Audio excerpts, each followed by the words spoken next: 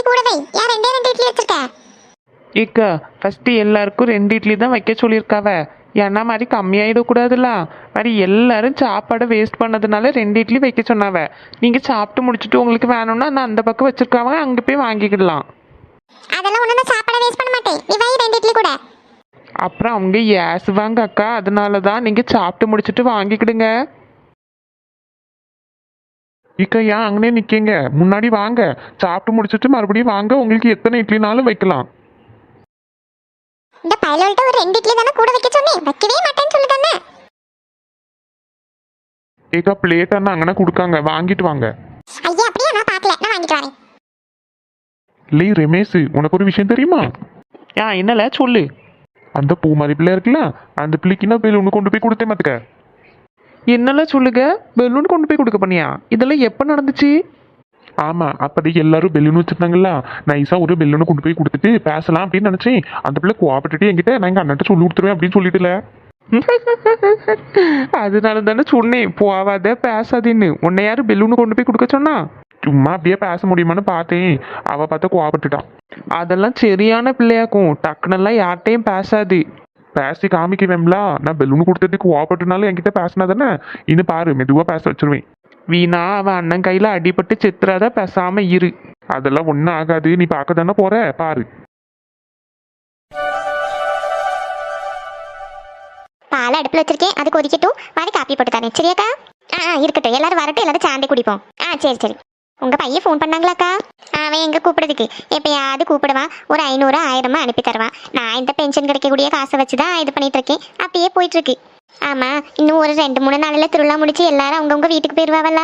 அப்ப கஷ்டமா இருக்கும், வீடே உறங்கி போனாலும் இருக்கும் பத்தியா? ஆமாக்கா, அதை நினைச்சாதான் கவலையா இருக்கு. பிள்ளைகள் எல்லாம் ஒன்னா வந்திருக்கலாம், நீ எல்லாரும் திருப்பி போகும்போது கஷ்டமா இருக்கும். ஆமா, எனக்கே கஷ்டமா தான் இருக்கு. மாதிரி உனக்கு இருக்காதா? ஆமா, யாரும் உங்க வீட்டுக்கு வரலையா? உங்க வீட்டுக்கு அங்க கூட்டிட்டு போகலையா பிள்ளைகள் எல்லாம்? ஒரு நாள் எல்லாரும் அங்கே கூட்டிட்டு போகணும். ஒரு நாள் ஃபுல்லா இருத்து அவங்க எல்லாரும் உட்கார வச்சு என் கையால சமைச்சு போட்டு எல்லாருக்கும் சாப்பாடு வைக்கணும்னு எனக்கு ஆசை. என் பையன்ட்ட சொன்னேன், வாரம்மா நாங்கள் வராமே போக போறேன், வந்து தோட்டத்தை எல்லாம் பார்க்கணும், ரொம்ப நாள் ஆச்சுல, நம்ம தோட்டத்தில் வச்சு சமைச்சு சாப்பிட்டு அங்கே இந்த ஆற்றுல எல்லாம் குளிக்கணும் அப்படி இப்படின்னு எல்லாம் சொல்லிட்டு இருந்தா. வருவாங்களா இருக்கும். அப்படியா? நானும் உங்க வீடெல்லாம் பார்த்ததில்ல, நீ போகும்போது என்னையும் கூட்டிட்டு போவியா? ஏக்கா என்னக்கா இப்படி கேட்டுட்டீங்க? நீங்க எப்பனாலும் அங்கே வரலாம், வந்து ஒரு வாரம் என் கூட நில்லுங்க. அவங்கெல்லாம் 1 நாள் 2 நாள் நின்றுட்டு போயிடுவாங்க. எனக்கு அதுக்கப்புறம் ஒரு மாதிரி இருக்கும். நீ ஒரு நாள் ஒரு வாரம் என் கூட அங்கேயே நின்று, சரியா? சரி சரி சரி. என்ன பேசிட்டு இருந்தாலும் எனக்கு மனசு உறுத்திக்கிட்டே இருக்கு இந்த பிள்ளைகளை பற்றி யோசிச்சு. என்னாச்சு அழகு, ஏன் ஒரு மாதிரி இருக்க? ஏதாவது பிரச்சனையா? அதெல்லாம் ஒன்றும் இல்லைக்கா, உன்கிட்ட எப்படி சொல்லதுக்குன்னு தெரியல. எதுனாலும் என்கிட்ட சொல்லுமா. ஏக்கா, என் பையன் மொபைல் இருக்காமல ஆதி. ஆமாம், அவனுக்கு ராணி பிள்ளைல 2 பேர்ல ஒருத்தரை கல்யாணம் பண்ணி வைக்கலாம் அப்படின்னு எங்களுக்குள்ளே நாங்கள் விளையாட்டா பேசிக்கிட்டு இருந்தீங்களா? நல்ல விஷயம் தானே. சரி, இது உங்கள் பையன்கிட்ட பேசிருக்க வேண்டியதானே, இதை பற்றி நல்ல விஷயம் தான்.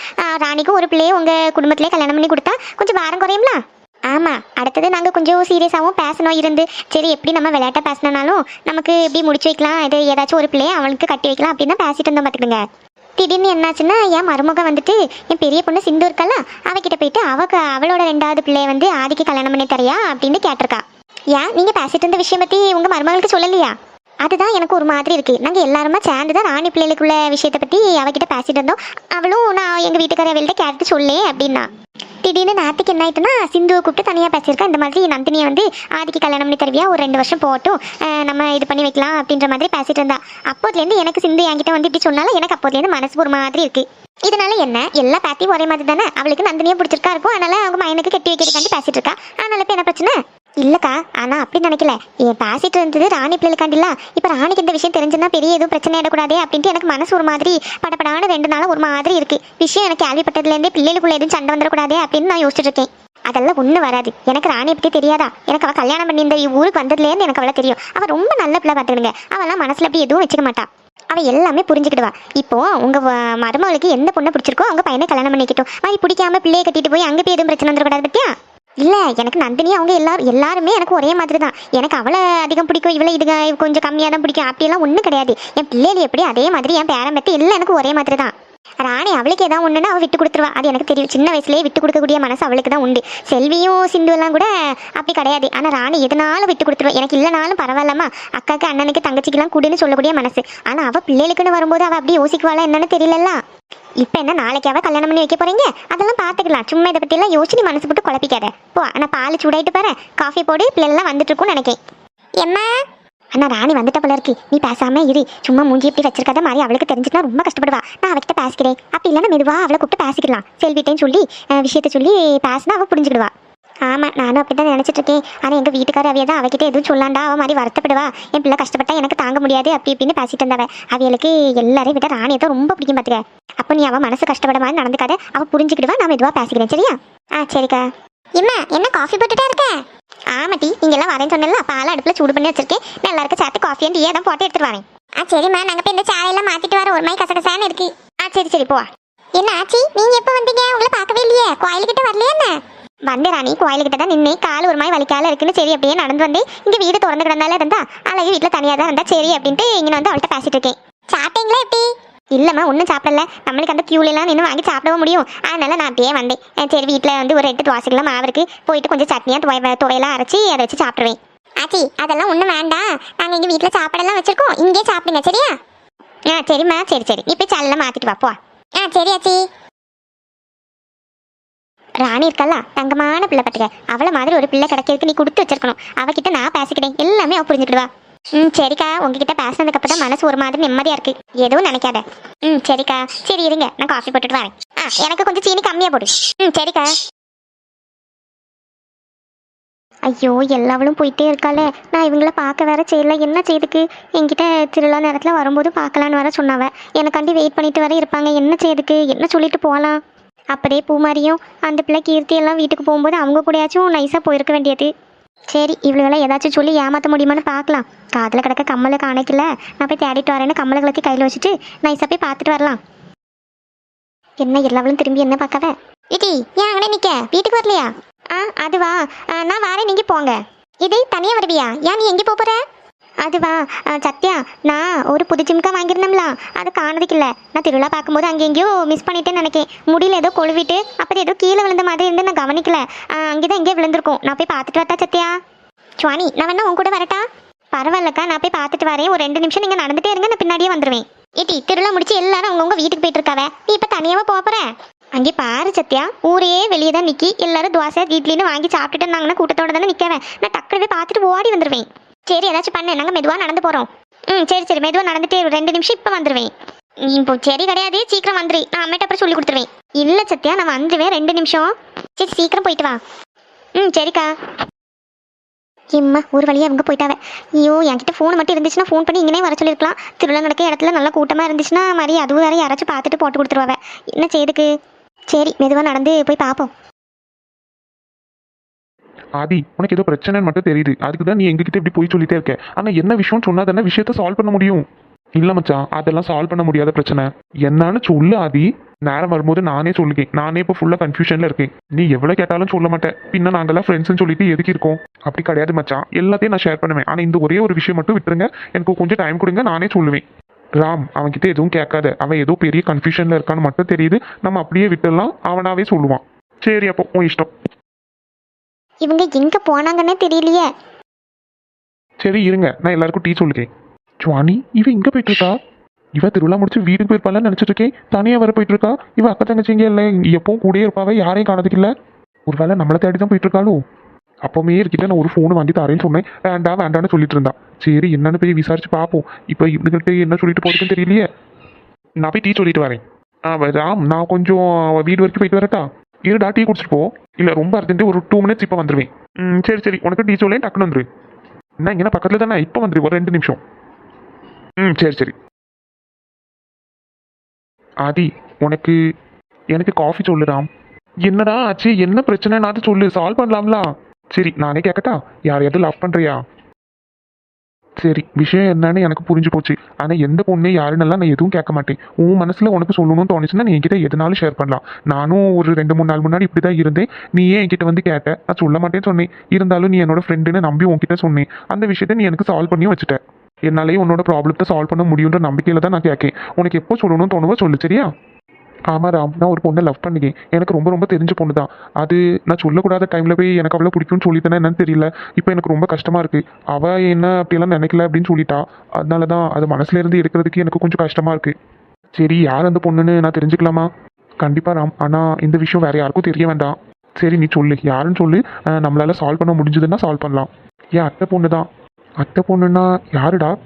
சுவானி. சுவானியா? ஆமாம் ராம். நான் வந்து நேற்று அவகிட்ட பேசினேன். எனக்கு மனசில் இருந்ததை நான் ரொம்ப நாளாக சொல்லணும்னு நினச்சிட்டே இருந்தேன். முன்னாடியெல்லாம் நாங்கள் பார்க்குவோம் பேசுவோம், ஆனால் எனக்கு அவகிட்ட அந்த ஒரு இது தோணதே கிடையாது. இப்போது திருவிழாக்கு வந்ததுக்கப்புறம் தான் எனக்கு அவளை ரொம்ப பிடிச்சிருச்சு. அதான் நான் கொஞ்சம் டைம் எடுத்து சொல்லியிருக்கணுமா என்னன்னு தெரியல. டப்புன்னு எனக்கு சொல்லணும்னு தோணதை அப்படியே சொல்லிட்டேன். இப்போ எனக்கு ரொம்ப கஷ்டமாக இருக்குது. அவள் என்கிட்ட பேசவும் மாட்டேங்கிறா. அவளை ஃபேஸ் பண்ணதுக்கு எனக்கு ஒரு மாதிரி கஷ்டமாக இருக்குது. அதெல்லாம் ஒன்றும் கிடையாது, நீ எதுவும் ஃபீல் பண்ணாத. இப்போ ஒரு 2-3 நாளைக்கு நீ அவளை அவாய்ட் பண்ணிட்டு பேசாத, எதுவுமே கேட்காத. அவளாவே உன்கிட்ட வந்து பேசுவா, சரியா? அவளாவே எப்படி என்கிட்ட வந்து பேசுவா ராம்? இங்கே பாரு, அவளுக்கு உன் மேலே இன்ட்ரெஸ்ட் இல்லைன்னு சொல்லியிருக்கா. அதனால நீ எதுவுமே பேசாத. நீ திருப்பி திருப்பி அவள் பின்னாடி போனா அவளுக்கு உன் மேலே வெறுப்பு தான் வருமே தவிர உன்னை லவ் பண்ணணும்னு தோணாது. அப்போனா அதே வீட்டில் இருந்துட்டு அவளை பார்த்து பேசாமல் இருக்க சொல்லிக்கியா? கண்டிப்பா நீ அவகிட்ட எதுவுமே பேசக்கூடாது, எதுவும் கேட்கக்கூடாது, சரியா? கொஞ்சம் கஷ்டம் தான் ராம், எனக்கு தெரியுது ஆதி. ஆனால் இப்போ வேற ஆப்ஷன் இல்லை. முடிஞ்ச வரைக்கும் நீ அவளை ஃபேஸ் பண்ணாத. பேசாம உங்க செல்வியத்தை வீட்டில் போயிட்டு ஒரு 2 நாள் ஸ்டே பண்ணு. பேசாம கூட இருந்துருவேன், ஆனால் பார்க்காம இருக்கிறது எல்லாத்துக்கும் இப்படி பேசிட்டு இருந்தேன்னா எதுவும் பண்ண முடியாது ஆதி. ஒரு வேளை வீட்டில் உள்ளவங்களுக்கு பயந்து தான் அப்படி இருக்காளே என்னன்னு தெரியல. அவன் உங்ககிட்ட எப்படி பேசுவா? முன்னாடி என்கிட்ட ரொம்ப ஃப்ரெண்ட்லியாக தான் பேசுவா, எல்லாமே ஷேர் பண்ணுவா. எனக்கு தெரிஞ்சு அவளுக்கும் ஒன்று பிடிக்கும் தான் நினைக்கிறேன். அதனால நீ பெருசாக எதுவும் நினச்சி டென்ஷன் ஆகாத. ஒரு 2 நாள் உங்கள் செல்வியத்தை வீட்டில் போய் நின்று, சரியா? சரி ராம். சரி இருந்துக்க, நான் போய் டீ சொல்லிட்டு வரேன். சரி. எப்படி தனியாக போயிட்டு இருக்கான்னு பாரு. இந்த இடத்துலலாம் ஒரு ஆள் கிடையாது. எங்கே போயிட்டு இருக்க தனியா? வந்துட்டீங்களா? உங்களை பார்க்க தான் வந்துட்டு இருந்தேன். சுவானி, உன்கிட்ட எவ்வளோ வாட்டி சொல்லியிருக்கேன் இப்படி தனியாலாம் போகக்கூடாதுன்னு சொல்லி. உங்களை பார்க்க தானே வந்தேன். திருவிழா நேரம் தானே, எல்லாரும் இருப்பாங்க தானே. இங்கே பாரு சுவானி, திருவிழா ஆனாலும் சரி எதா இருந்தாலும் சரி, இப்படி தனியாலாம் ஒரு இடம் போகக்கூடாது. உங்கள் அக்கா தங்கச்சி எல்லாரும் கூட இருந்தாங்களா, அவங்க கூட வீட்டுக்கு போயிருக்க வேண்டியதானே. மாதிரி என்ன பார்க்கவும் முடியாது. எனக்கு அதெல்லாம் தெரியாது. நான் இன்னைக்கு உங்களை மீட் பண்ணுவேன்னு சொன்னோம்ல, அதனால தான் நான் திருப்பி வந்தேன். என் காதில் இருந்து கம்மலை காணதுக்கில்ல, நான் போய் பார்த்துட்டு வரேன்னு சொல்லிட்டு வந்தேன். எதுக்கு இப்படி போய் சொல்லிட்டு எல்லாம் வார சுவானி? ஏன் இதுக்கு முன்னாடி நம்ம போய் சொல்லிட்டு உங்களை வந்து பார்த்ததே கிடையாதா? அது நைட்டு கிடையாது, டே டைம்ல தானே. நைட் டைம்ல எல்லாம் இப்படி வரக்கூடாது. எல்லாரும் அந்த பக்கம் திருவிழா கோயிலுக்கிட்ட அங்கே நீங்கன்னே நிற்பாவ. நீ இப்படி தெருவுக்குள்ள எல்லாம் தனியாக வந்தனா? ஏன் இங்கேயும் எல்லாரும் இருப்பாங்கல்ல, இங்கே பாருங்க லைட் எல்லாம் போட்டிருக்கு. அதெல்லாம் சரிதான் சுவானி. நீ எல்லாத்துக்கும் இப்படி எதிர்த்து எதிர்த்து பேசிட்டே இருக்காத. ஏதாச்சும் சொன்னா அப்படியா சரின்னு கேட்டுக்கோ. சரி. என்கிட்ட தான் ஃபோன் இல்லைல்ல. ஃபோன் இருந்திருந்தா நான் ஃபோன் பண்ணி உங்ககிட்ட என்னை இங்கே பார்க்க வாங்க அப்படின்னு சொல்லியிருப்பேன். நீங்கள் எங்கே நின்னீங்கன்னு கூட தெரியல. அதான் பார்க்கணும் போல இருந்துச்சு, நான் அப்படியே நடந்துட்டு வந்தேன். சரி பார்த்தாச்சுலாம், நீ வீட்டுக்கு கிளம்பு. ஏன் அப்படி முடிஞ்சு வச்சிருக்க? பின்ன உங்களை பார்க்கலான்னு ஆசையாக வந்தால் வீட்டுக்கு கிளம்புன்னு சொல்லிட்டு இருக்கீங்க. சரி இப்போ என்ன பண்ணணும்? ஒரு 2 நிமிஷம் பேசணும். பேசிட்டு மாதிரி நான் அப்புறம் வீட்டுக்கு போகலாம்ல. சரி, என் பைக் அங்கே தான் நிற்கிறேன், எனக்கும் எடுத்துகிட்டு வரேன். நம்ம பைக்கில் வெளியே போகலாம். இல்லை பைக்கெல்லாம் வேண்டாம், சும்மா ஒரு 2 நிமிஷம் பேசிட்டு அப்படியே நான் எங்கள் வீட்டுக்கு போயிடுவேன். இல்லை வேண்டாம், நான் பைக் எடுத்துகிட்டு வரேன். உங்கள் வீட்டிலே கொண்டு போய் ஒன்று விடுங்க. வேண்டாம், எங்கள் அம்மாவுக்கு தெரிஞ்சுன்னா ஏசுவாவ. பயம் இருக்குல்ல, வீட்டில் இருக்கிறவங்கள பயம் இருக்கிற மாதிரி வெளியே வந்து நமக்கு தெரியாத நிறைய பேர் இருப்பாங்க. இங்கெல்லாம் இப்படி வர்றது சேஃப் கிடையாது. அதனால தான் உங்ககிட்ட இப்படி சொல்லுவேன், நைட்டு நேரத்துல எல்லாம் இப்படி தனியாக வராதுன்னு சொல்லி. காலத்தில் காதில் ஆர்னமெண்ட்ஸ் எல்லாம் போட்டிருக்கலாம். எல்லாரும் திருவிழா டைமில் கோயிலுக்கிட்ட நிற்குவாங்க. நீ இப்படி தனியாக வந்தேன்னா? நீங்கள் சொல்லதெல்லாம் கரெக்டு தான், ஆனால் உங்களை பார்க்கணும்னு தோணிச்சா, அதனால தான் எதை பற்றி யோசிக்காம வந்துட்டேன். அதெல்லாம் ஒன்றும் பிரச்சனை கிடையாது. நைட் எல்லாம் இருப்பாங்களா, வெளியே தானே இருப்பீங்க எல்லாரும். நான் அந்த பக்கமாக வாரேன், சரியா? சரி. சரி நீ வீட்டுக்கு போ, நான் பின்னாடியே வாரேன். மெதுவா நட, நான் உன் பின்னாடி வாரேன். வேண்டாம், நான் போய்க்கிடுவேன். இப்போ நானே சொன்னேன், ஏதாச்சும் சொன்னா கேளு சுவானி. சரி நான் நடக்கேன், நீங்கள் பின்னாடியே வாங்க. சரி நட. அப்போ அவ்வளோதானா? வேற என்ன செய்யணும்? நான் எவ்வளோ அழகாக ரெடி ஆகிட்டு வந்திருக்கேன். ஒரு வாட்டி கூட சூப்பராக இருக்கும் ட்ரெஸ், அழகாக இருக்கேன்னு சொல்லவே இல்லையா? நீ அழகு தேவதாச்சே, சூப்பரா இருக்கும் ட்ரெஸ்ஸு. இந்த ட்ரெஸ்ஸு நந்தினிக்கு சத்யாவை விட உனக்கு தான் சூப்பரா இருக்கு, தெரியுமா? நிஜமாவா? ஆமா சோனிமா, அவங்களுக்கு விட உனக்கு தான் இந்த ட்ரெஸ்ஸு சூப்பரா இருக்கு. நீ தான் என் அழகு தேவதை. சரி, இந்த ட்ரெஸ் கீர்த்தி போட்டிருந்தா எப்படி இருக்கும்? கீர்த்தி போட்டிருந்தா அவளுக்கு தான் நல்லா இருக்கும். வாங்க நீங்க, நான் வீட்டுக்கு போறேன். நீங்க பின்னாடி எல்லாம் ஒன்றும் வர தேவை கிடையாது. சும்மா தான் சொன்னேன், உனக்கு தான் நல்லா இருக்கும். வேண்டாம் வேண்டாம், உங்க தங்கச்சிக்கு தானே நல்லா இருக்கும்னு சொன்னீங்க. எனக்குலாம் ஒன்றும் இந்த ட்ரெஸ் பிடிக்கவே இல்லை. நான் இப்போ போய் கலத்தி போட்டுருவேன். சும்மா சொன்னேன் சுவானிமா, உனக்கு தான் அழகா இருக்கு, போதுமா? ஒன்றும் தேவையில்ல, நான் எங்கள் வீட்டுக்கு போறேன். சரி பின்ன போவா, நான் பின்னாடியே வாரேன். வேண்டாம், அதெல்லாம் ஒன்றும் வர தேவை கிடையாது. ஃபர்ஸ்ட் நீங்க கையிடுங்க. இம்மா என்ன கோவம் தான் வருது, மூக்குக்கு மேலே கோவம் வருது. சரி மெதுவா நட, நான் ரொம்ப தூரத்துலேருந்து வரேன், போதுமா? வேண்டாம், கொஞ்சம் பக்கத்துலேருந்தே வாங்க. நீங்க சொன்னதுக்கு அப்புறம் எனக்கு கொஞ்சம் பயமா வேற இருக்கு. சரி நட நட. சரி. ஆனால் நான் இன்னும் கோவமாக தான் இருக்கேன். இன்னும் 2 நாளைக்கு கோவமாக தான் இருப்பேன். சரிம்மா தாயே, நீ கோவமாவே இருந்துக்கோ. ஆனால் நான் ஃபோன் பண்ணவே நீங்கள் எடுக்கணும். நான் கோவமாக இருந்தாலும் பேசுவேன், திட்டிகிட்டே இருப்பேன். நீங்கள் அதெல்லாம் அட்ஜஸ்ட் பண்ணி பேசணும். சரி நீ திட்டிகிட்டே இரு, நான் கேட்டுகிட்டே இருக்கேன், போதுமா? சரி நான் போட்டா? மெதுவா நட, நான் பின்னாடி வாரேன். ஓகே.